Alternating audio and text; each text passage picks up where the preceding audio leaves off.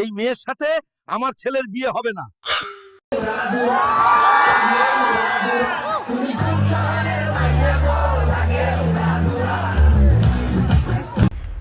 দেখছো, মঞ্চে নাচ করতেছিল, এভাবে কি বউ হয়? ভাইরাল হওয়াতে বিয়েটা তো মিথ্যে হয়ে গেল। এখন মেয়েটার কি হবে? মুখ দেখাবার জায়গা থাকলো না। দেখছো, এখন তো ঢাকা থেকেও প্রস্তাব আসছে। ভালোই হয়েছে বিয়েটা ভেঙেছে। আল্লাহ যখন দেন ছাপ্পর ফেরে দেন। নাচের ভিডিওটা না ভাইরাল হলে বুঝতেই পারতাম না মেয়েটা কত ট্যালেন্টেড। এই মেয়ের সাথে আমার ছেলের বিয়ে হবে না।